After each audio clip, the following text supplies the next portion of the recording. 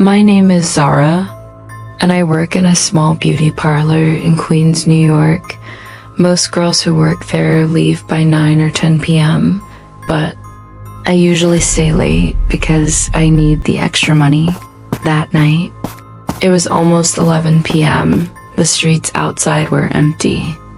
The sound of traffic had completely died. Suddenly, knock, knock, I froze. No one usually comes this late.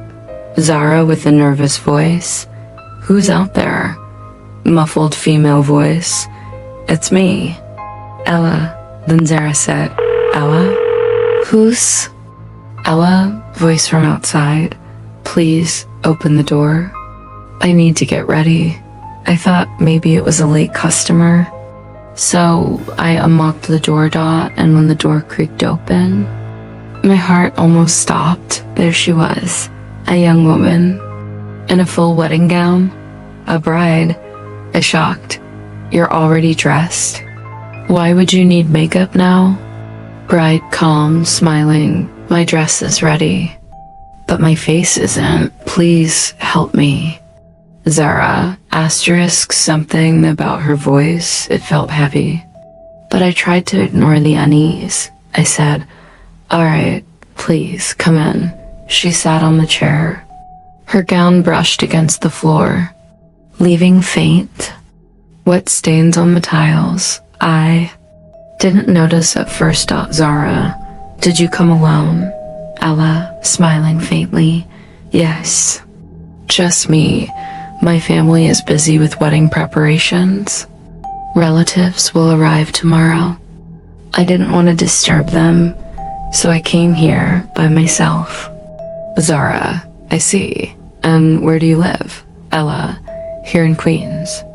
My house isn't far. Zara, she leaned forward slightly and whispered. Ella, soft, almost whispering, you must come to my wedding tomorrow? Please. Zara, smiling awkwardly. Of course. I will.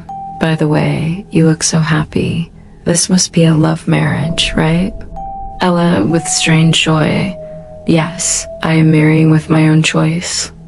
And I've never been this happy in my life. Zara. She closed her eyes, waiting for me to begin her makeup. The parlor was silent, except for the faint sound of the TV in the corner.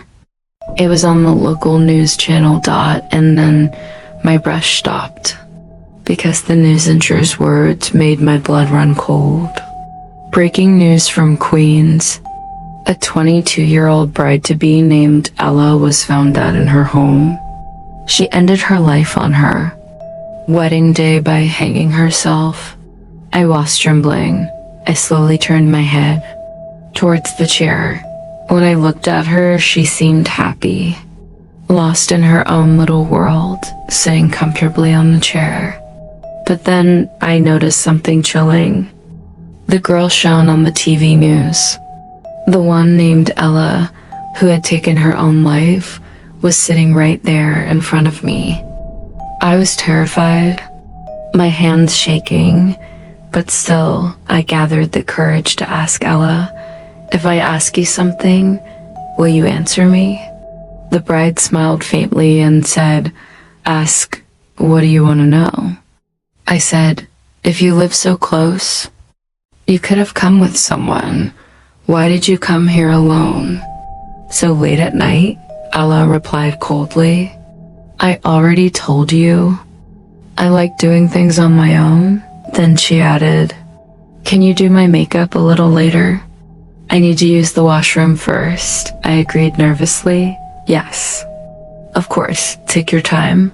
I pointed her to the washroom.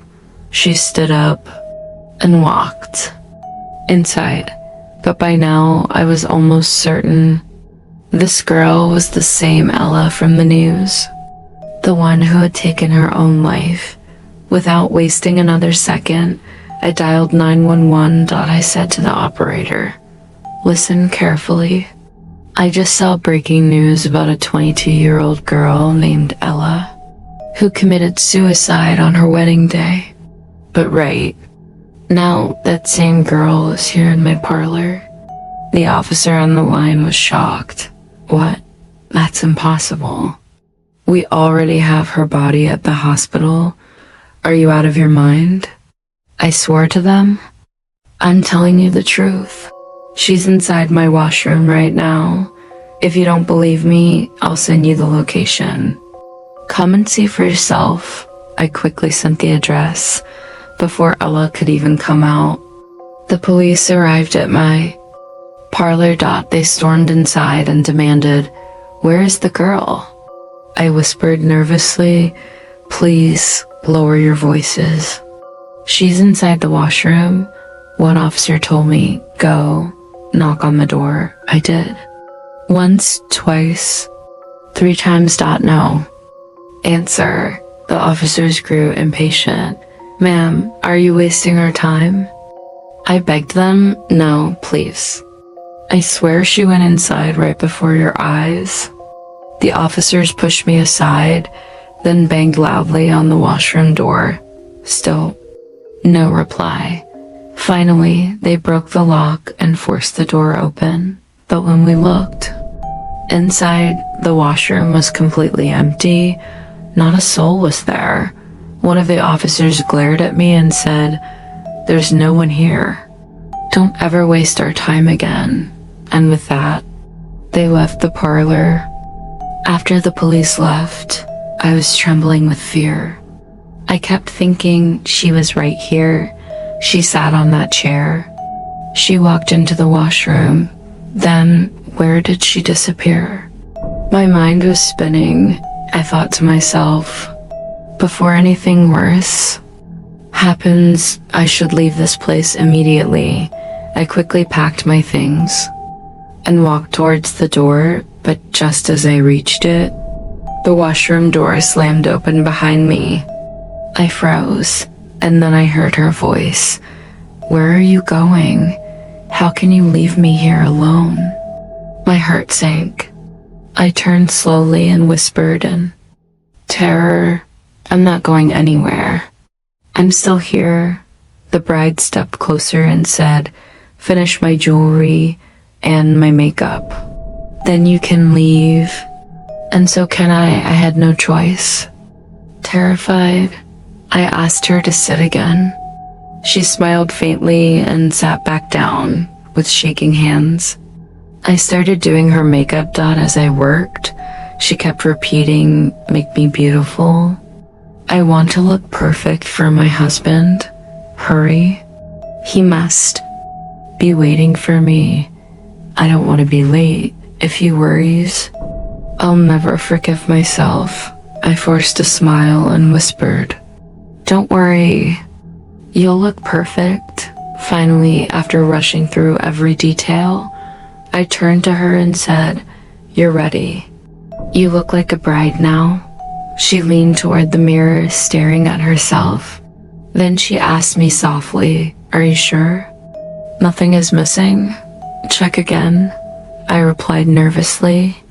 "No, everything is perfect." She opened her purse, took out some cash, and placed it in my hand. Then, without saying another word, she walked to the door. I just stood there, frozen.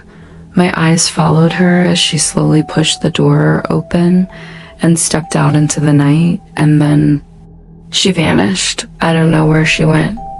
But that night, I collapsed with fever. For the next 12 days, I burned with sickness. Later, I finally learned the truth. Ella had taken her life because her parents refused to let her marry the man she loved, and that unbearable pain drove her to suicide on her wedding day. That is why they say parents should always listen to their children before making decisions about their marriage, because no child should ever be forced to choose death over life. If you liked this story, don't forget to like, share, and subscribe. For more horror and chilling stories, ***. Also share your feedback in the comment section. Thanks for watching.